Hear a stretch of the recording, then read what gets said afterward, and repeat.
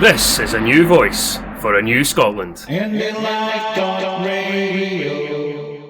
Hi, this is Russ. And this is Cliff. We are from the Veterans for Scottish Independence 2.0 group. We're here today to just have a wee chat about things. Just reintroduce ourselves after the lull. Hopefully, get some feedback from anybody that is viewing, so we can get the views of the veterans across as to why we support independence. Russ? So as I said, my name's Russ. I served for 27 years in the British Army. I left in 2013. I think for me, I grew up in a predominantly Labour-dominated constituency of Lanarkshire in the shadow of Ravenscraig. And I think serving in the army is what kind of brought me really to the independence mindset. That idea of taking responsibility for your own actions, being in charge of your own destiny. So I think really that's what kind of brought me to the idea that there's absolutely no reason why Scotland can't be like every other independent nation in the world and look after itself. So that's really what kind of brought me to the beginning of Veterans for Independence. What about you, Cliff? How did you get here? Yeah, like yourself, I did a wee bit of time. Did 24 years. Started off in the infantry and then transferred over to the Royal Army Medical Corps. I was brought up in a very, I would say, non-political environment up on the north coast there, up in Thurso. It's not a liberal Democrat heartland for nothing. They have their own sort of microcosm for politics up there. But the household, my father was very much a soldier of the Empire. Yeah, so that's the sort of upbringing I had. But it was never forced upon us. Neither religion nor politics was forced upon us. So particularly inattentive at school. So the option was join the army, toddle along, and gradually got turned towards the political side of things regarding the UK. When I was on deployments, or when I was on postings, one of my first postings was Hong Kong. You're right there, and it's a wee sort of crown colony that's geared up and moving towards its basically self-determination. Although that's going out the window these days. But yeah, so that started me awakening, and then some other bits and pieces with the postings I had. But yeah, so I gradually got into and discovering also, I think, which is quite important for myself, was that the history I was actually taught at primary school was heavily weighted towards south of the Rio Tweed. Very little Scottish history, although I believe having conversations today that has now changed, and it has to, because I grew up knowing more about Henry VIII and his X amount of wives than I did, about any of the Scottish kings. A brief thing on Robert the Bruce and about that, on a spike in a cave, and that was about it.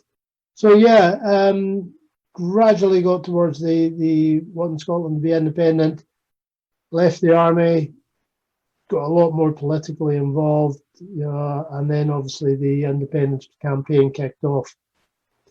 I hear what you're saying there about school, and I'm kind of laughing because I think I know more about Greek mythology than I do about actual Scottish history, which is kind of bizarre. But yeah, you talked about getting into the independence group, and I think an important point I like to make is that I thought I was an oddity. I thought I was a kind of an exception to the rule when I left the army, thinking that I support Scottish independence, that I must be this kind of random weirdo that didn't buy into the whole idea of empire and union and all this kind of things. So when big shout out to Kevin from Independence Live, by the way.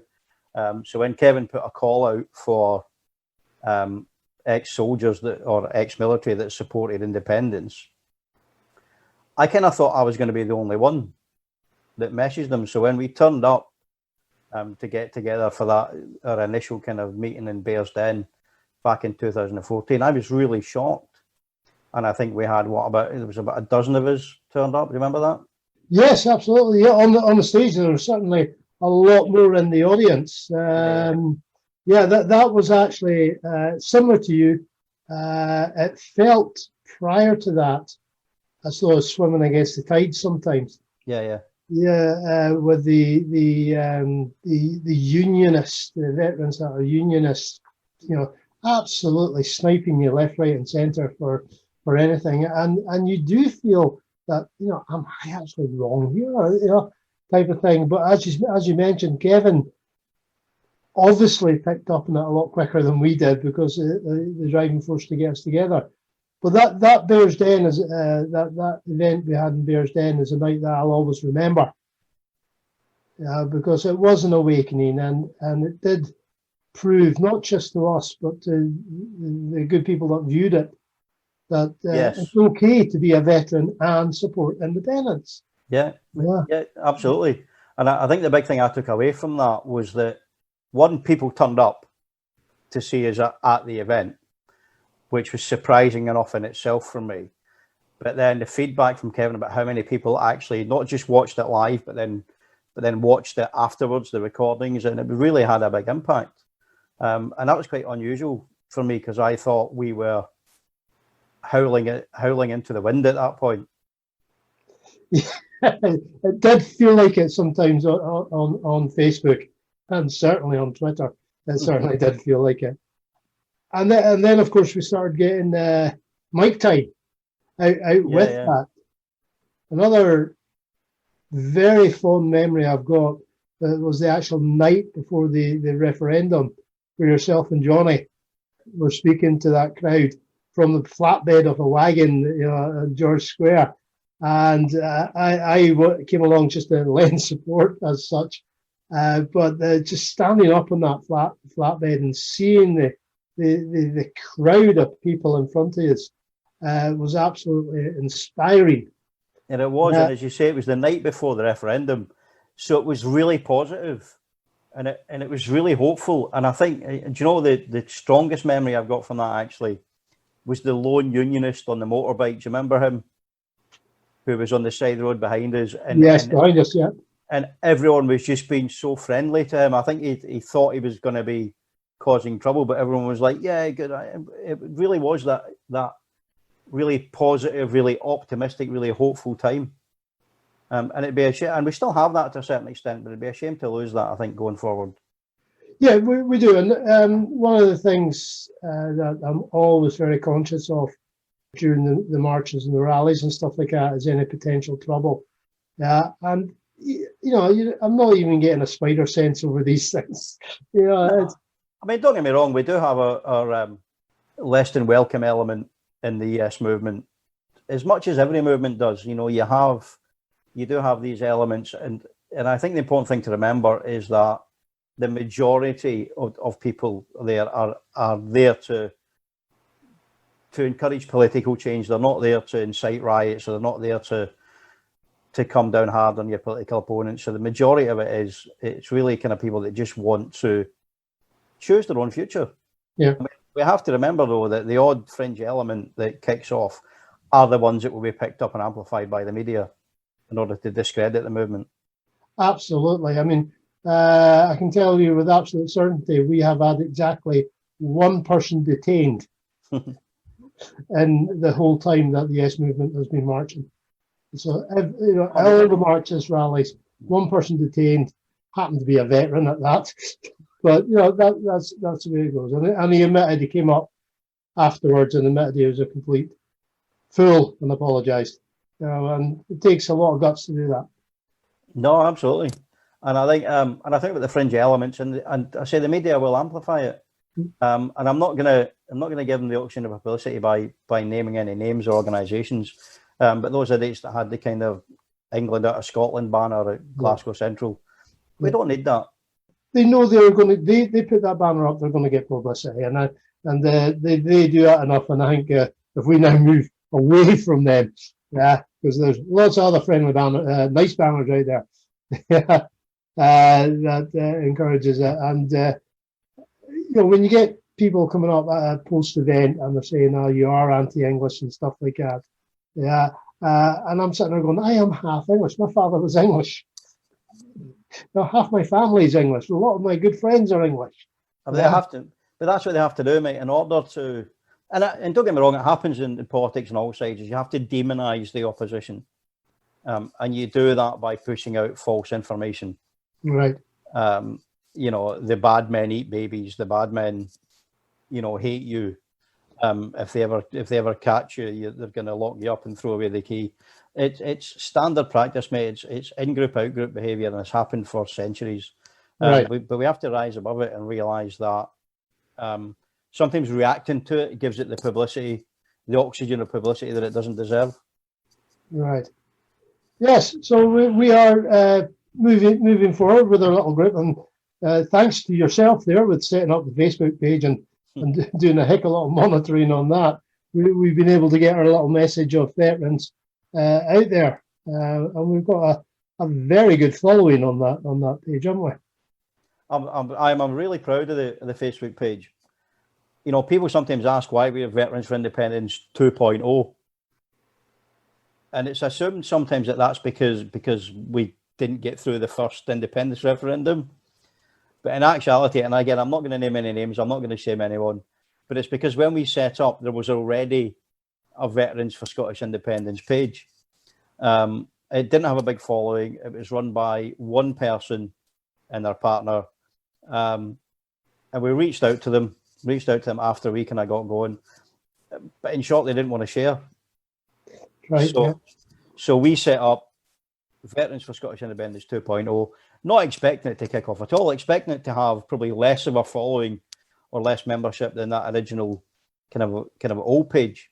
But as soon as we started getting out there and spreading the message, it really took off. And I think we're at almost 6,000 likes or followers on that Facebook page now, which is phenomenal. It is, considering our how we kicked off, and certainly from the amount of badges that have been given out, it's a steady stream, which is always good, and lots and lots of veterans joining in and chipping in with their thoughts on subjects, which is something I would like to sort of throw out there just now, is that if any veteran at all is watching this, what myself and Russ are planning to do is make this a regular event on live stream. So to enable us not to have this turning into two old codgers sitting down with the sandbags. Old? Well, I'm still 19 in my head, mate. Let's not forget that. Yeah, so am I, and that's the trouble with being a veteran. You look at things and go, yeah, I'm 19, and the body goes, yeah, try it, old one. So if there are anybody from the veterans community out there that would like some mic time, please let us know. You're more than welcome, and don't be embarrassed about grabbing the mic. I mean, we've all started from that very first one of holding the mic and having a chat, and it does get easier the more time you do it. But if you've got some thoughts about why you are a veteran, why you support independence, and you want the people out there to know, then give us a line and we'll get you on. And if you have any questions, by all means, we're streaming live, although this will be available on the Facebook page afterwards.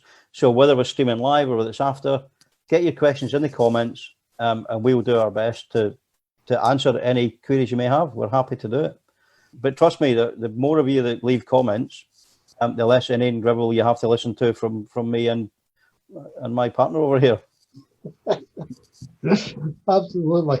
All right, now moving on. All right, young Dross. Sorry, P. Ross. Red card Ross.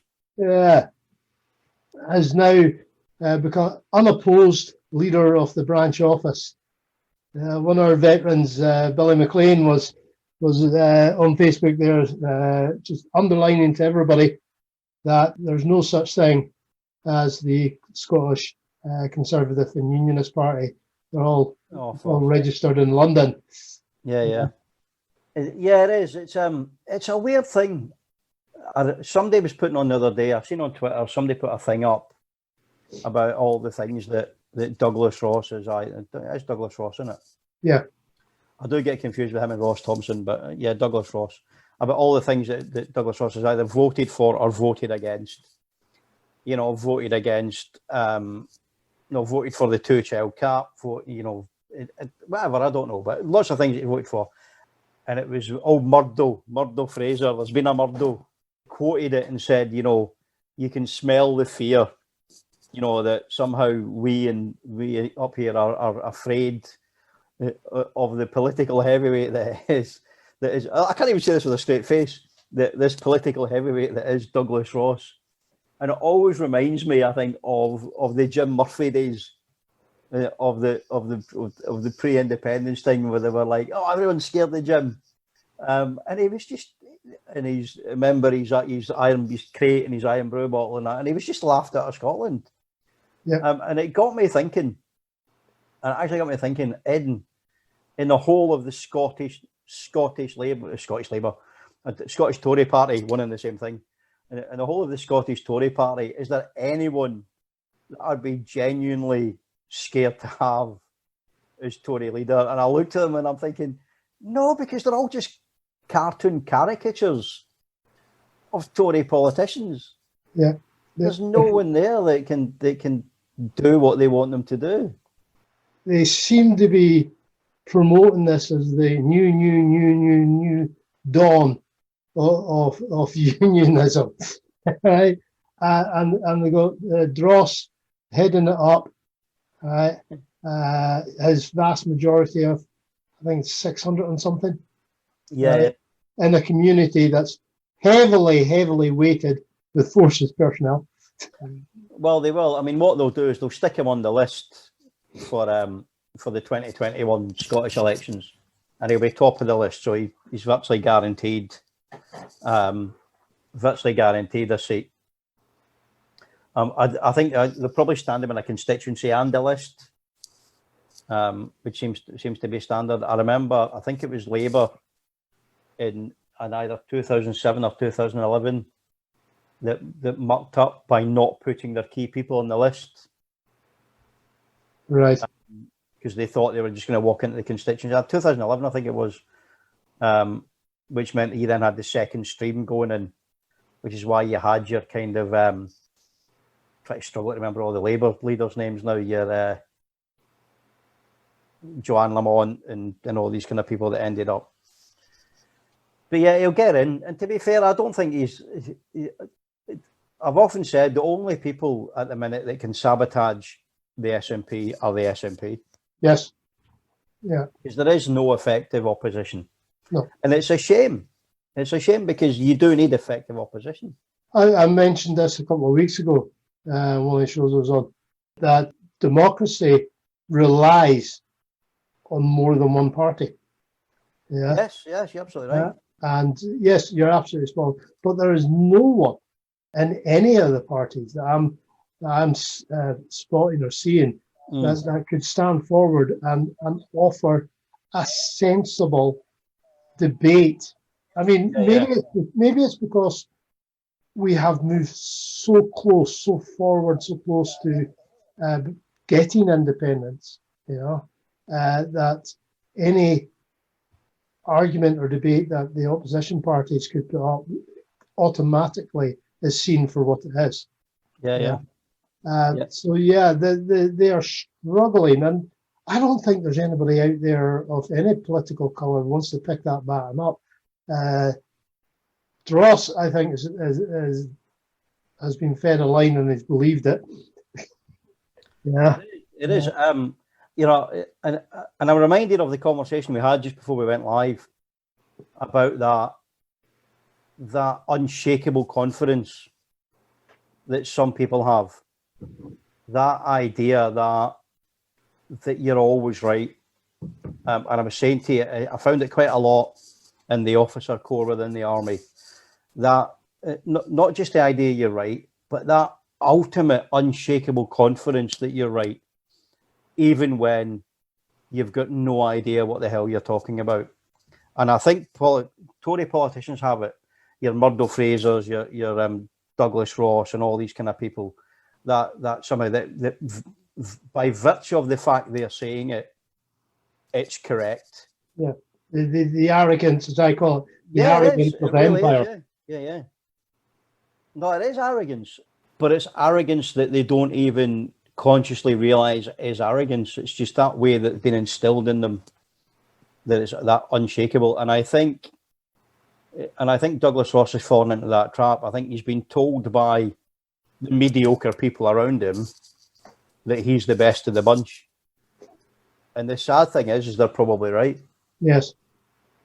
But the bar is at a very low level. Yeah. For that. I mean, his predecessor was one of the best things we ever had for independence. Yeah. What, Ruth the Myth? No, car crash. Oh, car crash. Yeah. I was sitting there thinking, please don't talk. Yeah. But I don't think, do you know what? I think even since 2007, when the SNP took the controlling interest of the Parliament, if that's what you want to call it. So you had Alex Salmond in there, and then obviously Nicola. But I think what they've done is they've gone in there prepared. You'll notice that the opposition no longer makes fun much of the big book that the First Minister has in front of them, which has got all the information in that they ask, because they go in prepared. Mm-hmm. And the opposition leaders still haven't got past this scripted questions thing. And you see it with Boris in Westminster as well. He can't go off script. He can't do it. You see it with Trump. Yeah. You see it with Boris. You see it with Richard Leonard to a certain extent. You do it, and you see it you've seen it with Ruth the Myth. You've seen it with Car Crash, and you'll see it again. First with Ruth Davidson coming back to stand in, and then with Douglas Ross if he ever gets you. Absolutely. And again, it goes back to their quality. I don't class any of the ones you mentioned there as leaders. Now, you can recognize a leader regardless of the political standpoint. Yeah, a leader demonstrates they're a leader. Yeah, I don't class any of those as true leaders purely because they can't go off script. The moment they go off script, they nosedive. We message here from Jimmy Allen saying that Lady Ruth the Myth handed to her for nothing. I don't know, mate. I don't know if it was for nothing. Yeah. I think she turned up, which is probably the most charitable thing that I can say about her. Yeah. But maybe she got awarded it for having her ass handed to her on a plate every week by Nicola Sturgeon. Yeah, it's more a second prize more than a first prize. I don't know, mate. More like a mention in dispatches, to be fair, isn't it? Yeah, except she paid £300 a day for turning up. Yeah. I don't think it's 800. I think it's about. No, it's 300. Yeah, Jimmy says 800 a day. I think it's about 350. It's gone up about 350 a day now. I think it is. Right, and that's I believe that's for attending prayer meeting. That's not actually for attending the rest of it. So if you're there first thing in the morning. I don't know. I don't know. I know it's unpaid. House of Lords is unpaid, believe it or not. Right. What they get is an allowance for turning up. So maybe it's probably tax deductible. You probably don't have to pay tax on it that way. Yeah. So if they turn up for, I don't know, 50 days out of a year, that's 15 grand? On top of whatever else they're doing. Yeah. 15 grand for 2 months' work? Yeah. But it never fails to amaze me, this House of Lords thing. I mean, I can sit there and I think, right, why, tell me, why have we got the House of Lords? And I keep getting the same message. They act as a braking system for the Commons. They can use their life experience as a braking system, so they can go through the bills, change it, feed it back, and it comes back. It's like a bit of shuttlecock. And I keep saying, if that was the case, why did Johnson close Parliament illegally? I know.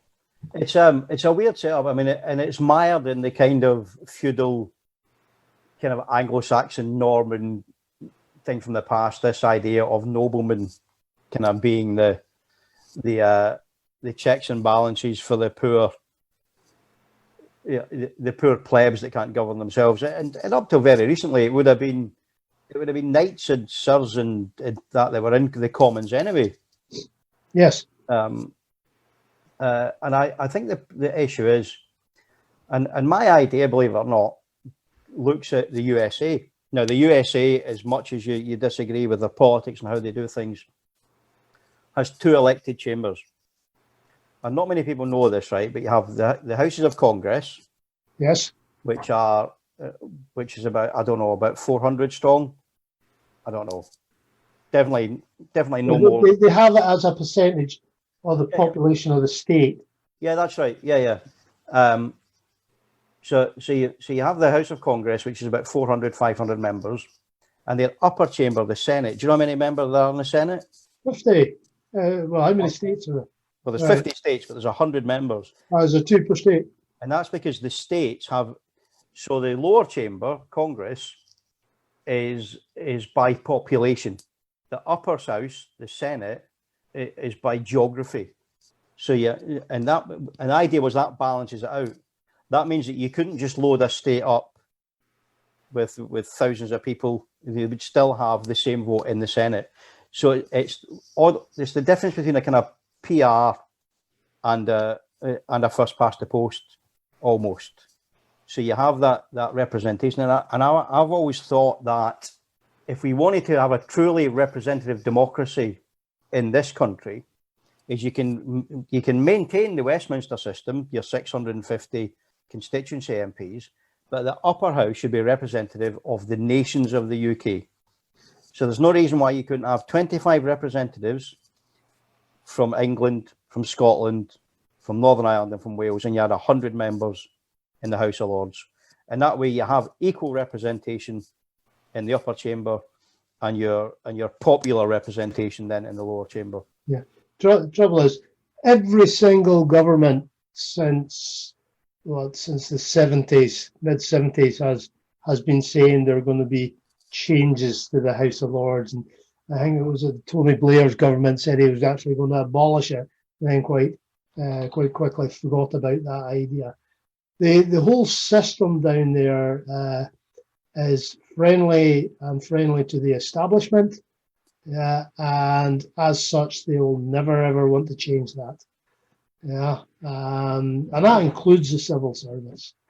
It's as much as they maintain they're non-political, they are still very much a vital consistency, vital cog of the establishment. Yeah. I mean, don't get me wrong. Jimmy Allen again saying, "What's the point or purpose of the House of Lords?"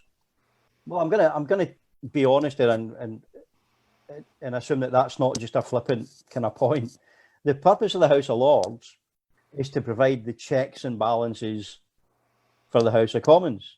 If the House of Commons passes a stupid law, that can go to the House of Lords, and the House of Lords can say, "No, we're not doing that, take it back and look again." Now, it's not an ideal system because the House of Lords is limited in the amount of times they can do that. And if the Commons really want to pass it, they can jump through the hoops and have it happen. But it's supposed to be checks and balances. In the Scottish Parliament, we don't have an upper chamber. But that is why the committee system is supposed to be so important there, is that then allows the accountancy and the meeting of minds to come to it.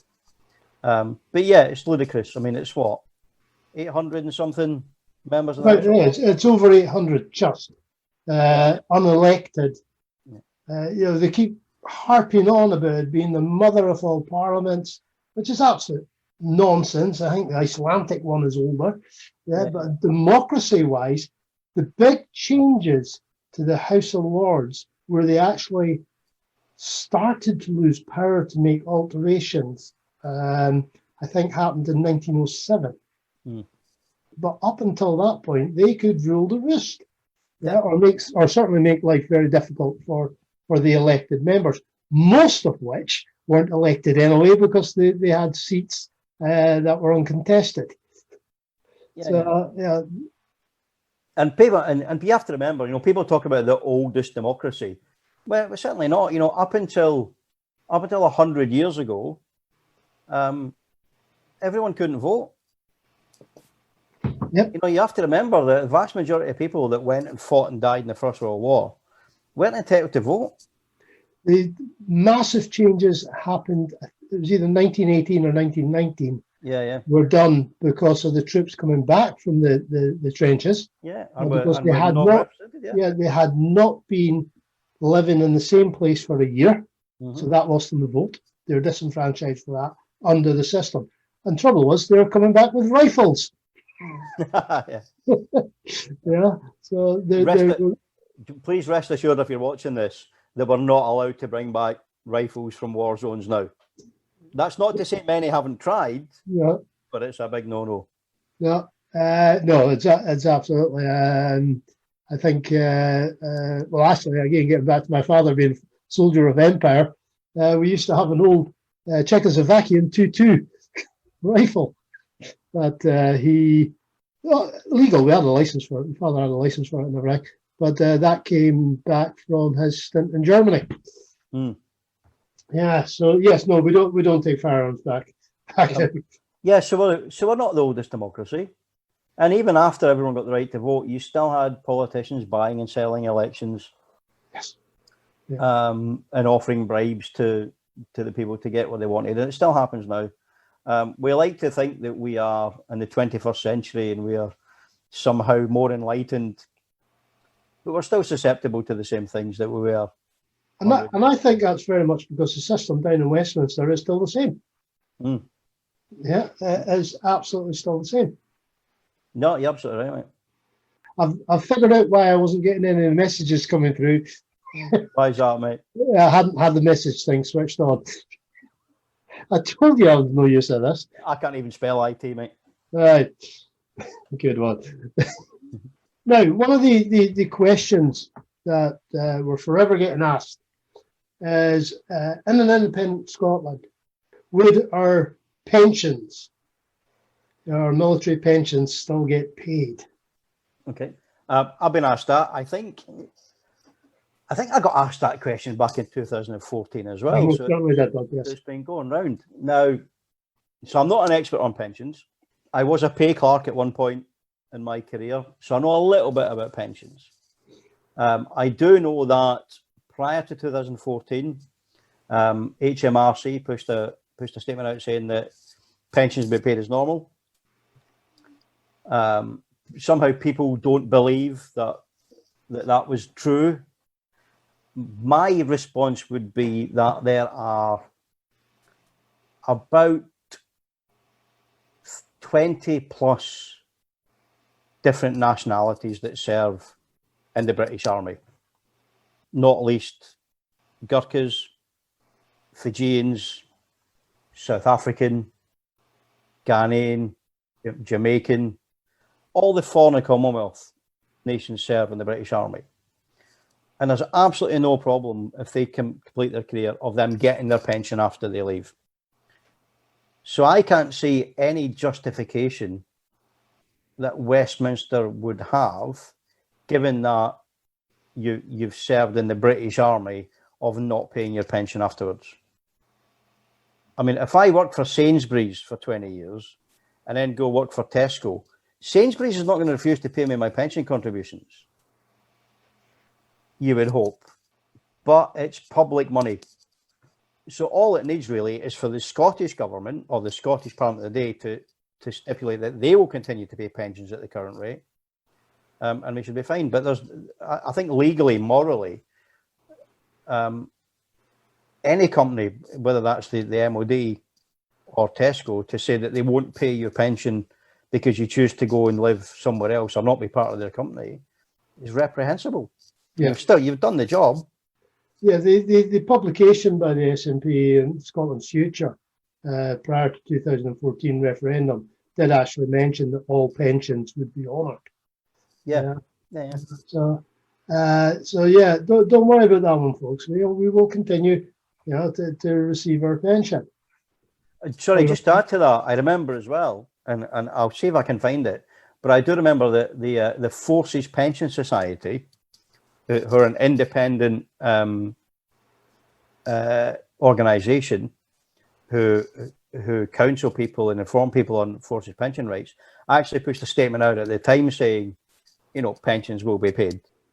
That then obviously ties in with how veterans with issues are getting looked after. Yeah, we have this horrible thing in the UK at this point in time called the Forces Covenant. Yeah, which to my mind is a hollow piece of propaganda that is wheeled out by the establishment any time they're wanting to tug the heartstrings of people. But that's just my opinion of it. Because go on. Yeah, because to the best of my knowledge, the Westminster establishment, has farmed out responsibility to veterans to the local councils in England and to the devolved administrations in the rest of the UK.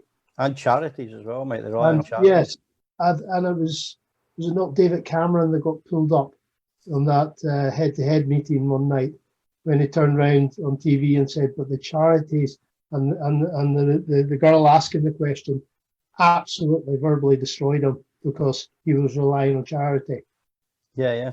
It's become an accepted practice now that the Legion is seen as the people that look after the veterans. No, they don't. Yeah, they're a charity. They should not be having to raise so much money because of this Forces Covenant, where it said, look, we will look after the boys and girls when they come back. If they've got issues, we're going to look after them. We're going to see to them. Yeah, which is basically what it says. And a lot of these charities receive most of their funding from governments and local authorities as well. So it's farmed out. And don't get me wrong, some of these charities, they do a wonderful job. Your combat stress, Help for Heroes, although Help for Heroes only do, I think, post-Gulf and onwards for veterans. I'm really sorry for not having the names of all the military charities off my head, but they do a really good job. But it's unfortunate. And hats off to them and praise them, but they should not be in that position. Yeah. The military covenant, and maybe we should get Johnny on because he's it's one of his bugbears. It does very much him. Is the military covenant, but they had the chance to vote it into law, and they decided not to leave it more as kind of guidelines or recommendations for local authorities and for agencies, and it was absolutely ludicrous.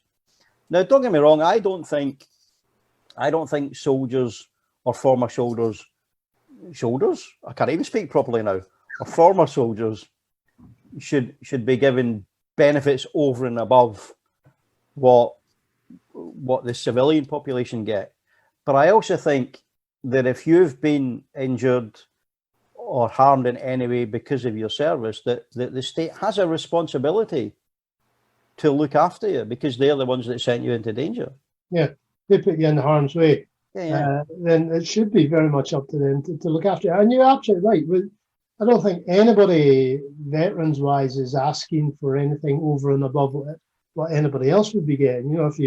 If you worked anywhere else and were injured, you are entitled to a certain amount of compensation and help. If anything, we're trying to take some burden off the NHS.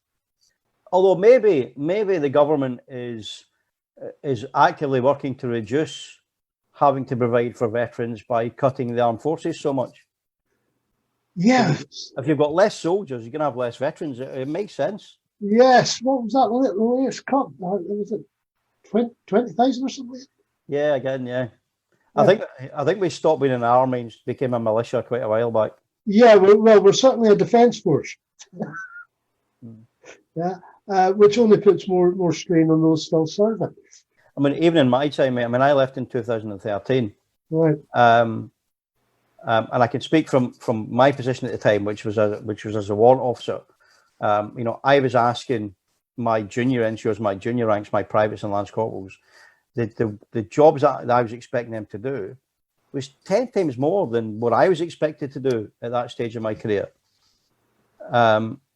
Really having to be more technical, more hands-on, more experienced, more knowledgeable. And it's unreal. And we had people doing, one person doing what 20 years ago 3 people would have been doing. Yeah. And not because the job had reduced, the requirements are exactly the same. It's just the manpower being reduced, and we did what we always did. You knuckle down and just to get the job done. Well, that's the terrible thing, and maybe that's what successive governments have played on, is that, you know, regardless of service, you know, as the cuts come in, the people on the ground will keep doing the damn job, keep doing it, and keep doing it. And do you know what? I think you're right, and I think that's actually maybe a policy that they don't talk about. And I think they do the same with NHS and the police. Yes, they cut the numbers because they know the people that stay will be probably the type that have some integrity, who want to just go over and above to get the job done. And that's unfortunate, because what you end up then is you end up with people burning out, you end up with people leaving, you end up with disillusionment, and morale just plummets. yes, and that's a very good point you made there, Russ. You know, if the troops these days are going, yeah, tour after tour after tour, they're going to get burnout very, very quickly. I mean, I'm suitably old enough to remember we had huge gaps between tours. Yeah. Loads of time to recover, have some good times. Yeah, but these days they seem to be, I don't know whether it's just I'm watching the news too much or it's an actual thing, but they seem to be on a rotation between tours far quicker. Oh, it is, mate. I mean, I think back to when I joined in the 80s. If you had someone that had done 20 years in the army and had 2 medals, they were proper crusty. They were war veterans, mate. Yeah, absolutely. 20 years, 2 medals, like, mate, you've been about. Nowadays, we've got 20-year-olds who've been in the army 2 years who've got 4 or 5 medals because they've been bounced back to back on operational tours. Yeah. It's absolutely ludicrous. Yeah, I seen that just as I was leaving.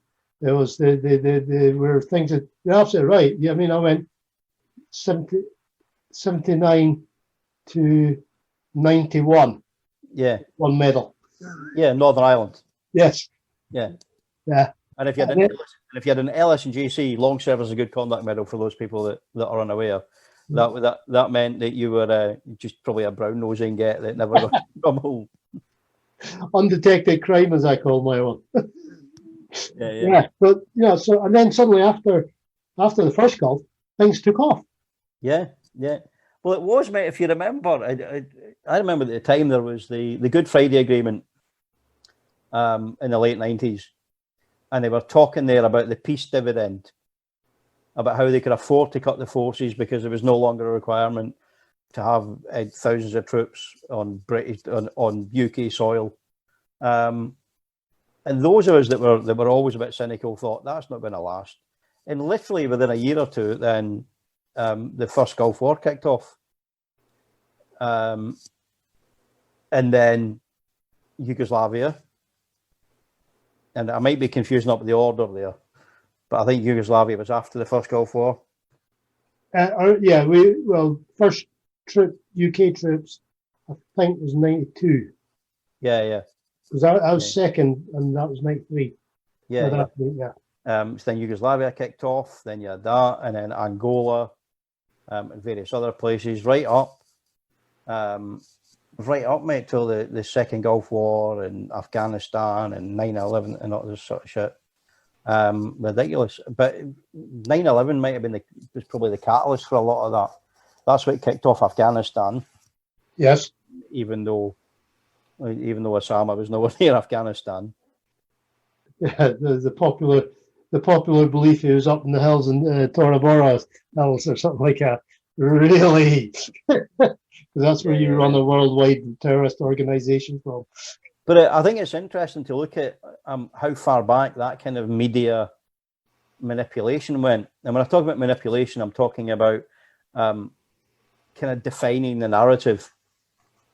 I mean, if you look back, because don't forget, then the second Iraq conflict kicked off in 92, 93?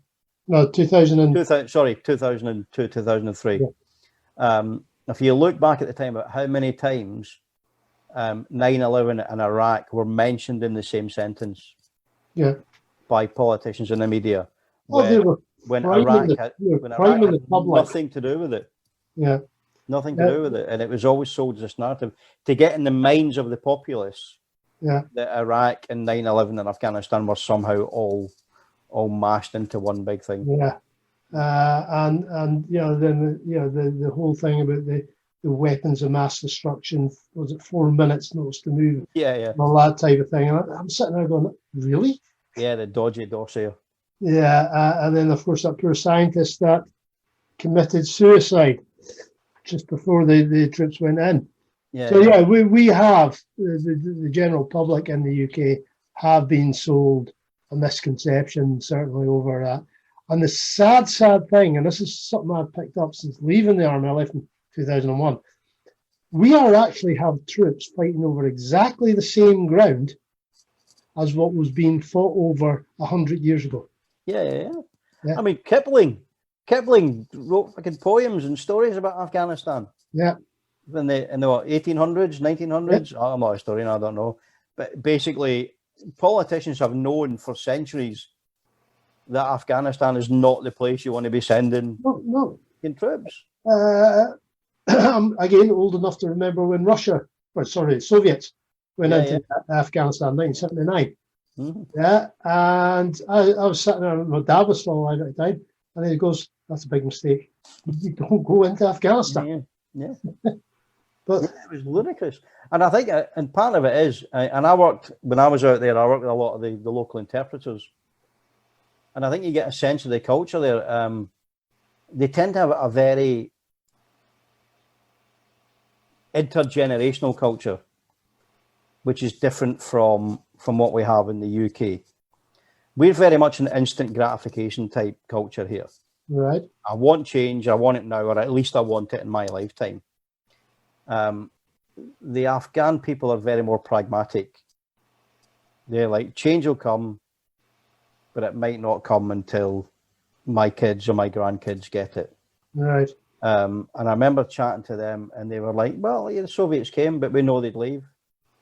The Americans came, but we know they'll leave as well. Yeah, the quote I've heard on that one, or read on that one, I should say, is that when the Americans arrived, they had the watches, we had the time. Yeah, absolutely. Yeah. And they said that, even when the Taliban were at their peak in Afghanistan, there was just this very much pragmatism about, it'll change. And the common response when you ask the Afghan people about the future is inshallah, which is Arabic, which basically means if Allah wills it. Right. And it's very much a que sera, what will be will be. Right. Yeah, and it's difficult to do anything with people. Yeah, and it's very much a kind of and it's not a kind of flippant exclamation. It's stuff that's really inbuilt into that cultural psyche. Is that what's going to happen is going to happen. Yep. Right. How are you feeling, Russ? Living the dream, my friend. All right. You want to wind this one up at this point? Yes, absolutely. I think it's gone really quickly. Yes, it has. Thank you for everyone that's been watching. Obviously, this will stay on the page for you to watch again and again and again, and pick up all the mannerisms and stupid things that we've done. But if you have any questions, any comments, please drop them below, or wherever you're watching it. It might be there or. Right, folks. Thanks very much for tuning in. As I said at the start, for any veterans out there, if you want to come on and get your opinion aired, just drop us a line at the Veterans Facebook page. We'll get in touch with you and we'll get stuff arranged. So thanks very much. Thank you. See you next time when we pull up another sandbag. This is a new voice for a new Scotland. And in life, talk radio.